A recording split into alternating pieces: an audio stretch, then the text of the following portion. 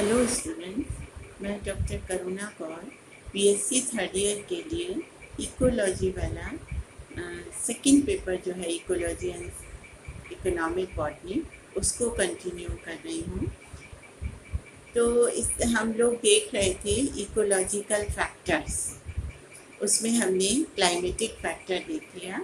आज शुरू करेंगे टोपोग्राफिक फैक्टर्स या जिनको हम फिजियोग्राफिक फैक्टर्स भी कहते हैं या हिंदी में स्थलाकृतिक कारक।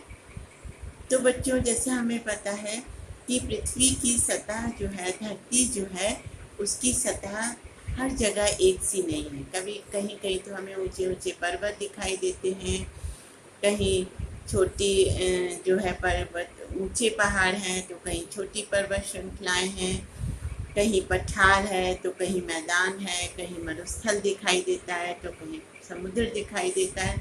तो पृथ्वी की सतह सब जगह एक सी नहीं है। क्योंकि ये एक सी नहीं है, इसलिए अलग अलग जगह पर अलग अलग तरीके का फ्लोरा और फौना पाया जाता है, यानी पेड़ पौधे और जीव जंतु हर जगह के अपने अलग अलग हैं। तो इसी को आगे आज हम देखेंगे टोपोग्राफिक फैक्टर में। तो सबसे पहले आता है एल्टीट्यूड। एल्टीट्यूड मतलब ऊंचाई।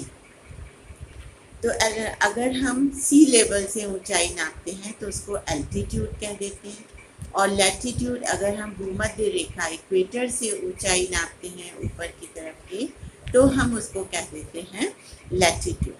तो एल्टीट्यूड की हम बात करें तो एल्टीट्यूड यानी कि सी लेवल से अगर हम ऊपर जाते हैं तो वहाँ का टेम्परेचर अलग होता है, वहाँ का प्रेशर अलग होता है, वहाँ की विंड वेलोसिटी अलग होती है, अलग अलग जगह की ह्यूमिडिटी या आर्द्रता अलग होती है, और इंटेंसिटी ऑफ सोलर रेडिएशन किस तीव्रता से आ रहे हैं, ये सब अलग अलग होता है। क्योंकि जैसे जैसे हम ऊपर की तरफ जाते हैं वैसे वैसे टेम्परेचर कम होता जाता है, वायु विरल होती जाती है और विंड की वेलोसिटी जो है वो बढ़ती चली जाती है। तो यहाँ पर देखने पर हमें अलग अलग तरीके के वेजिटेशन दिखाई देता है। दूसरी बात करें हम direction of mountains and valleys, यानी कि पर्वत और पर्वत श्रृंखलाओं की दिशा। डायरेक्शन का भी बहुत प्रभाव पड़ता है कि ये जो है जो भी स्लोप हैं या जो भी पहाड़ हैं उनका एक्सपोजर लाइट की तरफ है या नहीं है, या जिस तरफ को हवा चल रही है उस तरफ को है या दूसरी तरफ है।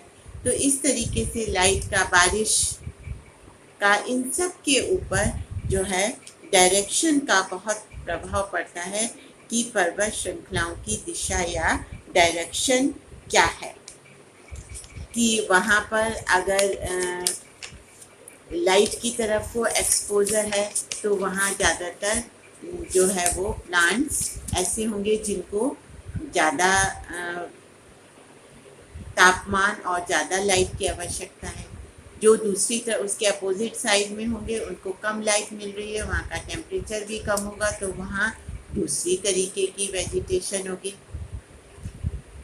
जैसे अगर आउटर हिमालय, बाहरी हिमालय को अगर हम देखें तो वहाँ बहुत अत्यधिक वेजिटेशन पाया जाता है, क्योंकि वहाँ पर बहुत अधिक बारिश होती है। तो इसी तरीके से अगर इनर साइड की बात करें, इनर हिमालय की बात करें, तो वहाँ का, क्योंकि बारिश वहाँ कम है, लाइट प्रॉपर नहीं आ रही है, तो दूसरी तरीके की वेजिटेशन ग्रो करती है। तो इस तरीके से डायरेक्शन भी माउंटेन्स और वैली का वेजिटेशन ग्रो होने में बहुत प्रभाव डालता है। अब आता है स्टीपनेस ऑफ स्लोप। स्टीपनेस का मतलब है कि तिरछापन, कि कितना उसका ढलान कितना ज़्यादा है, कितना तीखापन है ढलान का।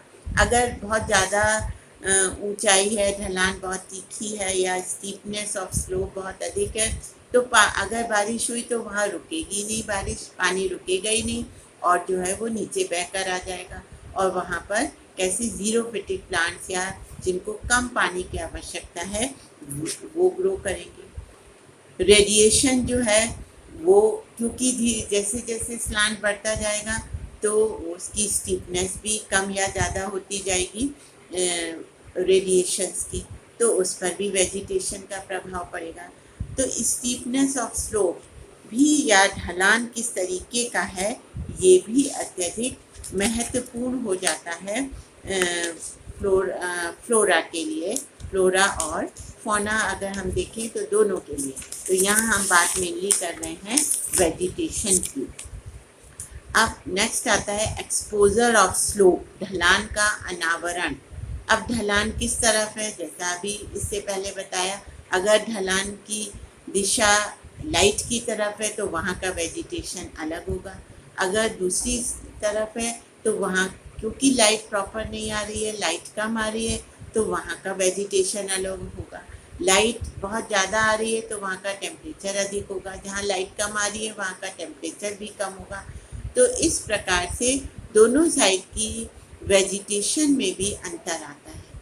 तो इसी प्रकार से हम कह सकते हैं कि अलग अलग जगह पर क्योंकि धरती की सतह एक सी नहीं है, इसलिए अलग अलग जगहों पर अलग अलग प्रकार का की वनस्पति पाई जा सकती है, जिसको हम टोपोग्राफिक फैक्टर्स या स्थलाकृतिक फैक्टर्स में हम इनको रखते हैं। अगर ऊंचाई के अनुसार हम देख रहे हैं तो सबसे पहले जो है वो मिक्स्ड डेसिडुअस प्लांट आते हैं, जो कि ट्रॉपिकल रीजन में है, यानी कि भूमध्य रेखा के पास। उससे ऊपर जैसे जैसे जाते हैं टेम्परेचर जो है वो वायु या आप कह सकते हैं टेम्परेचर जो है धीरे धीरे कम होता जाता है ऊपर जाने पर, और वहाँ की वेजिटेशन अलग हो जाती है, जिसको हम टेम्परेट रीजन कहते हैं। उसके बाद जो है वो अल्पाइन रीजन आ जाता है पोल्स पर, जहाँ की बर्फ़ जमी हुई है। तो जो ट्रॉपिकल रीजन है उसको हम भूमध्य रेखा के आसपास देखते हैं। उससे ऊपर जाने पर टेम्परेट रीजन या शीतोष्ण प्रदेश आ जाते हैं, और ऊपर जाने पर अल्पाइन रीजन आ जाते हैं। तो इन सब की वेजिटेशन भी अलग अलग होती है, जो कि ऊंचाई के हिसाब से, ढलान के हिसाब से, एक्सपोजर ऑफ लाइट के डिफरेंस से और टेम्परेचर डिफरेंस से वहाँ सब की वेजिटेशन भी अलग अलग प्रकार की पाई जाती है। तो स्थल की आकृति कैसी है ये भी वेजिटेशन के डिस्ट्रीब्यूशन में बहुत प्रभाव डालते हैं। इसी से हम कह सकते हैं कि बायोडाइवर्सिटी है।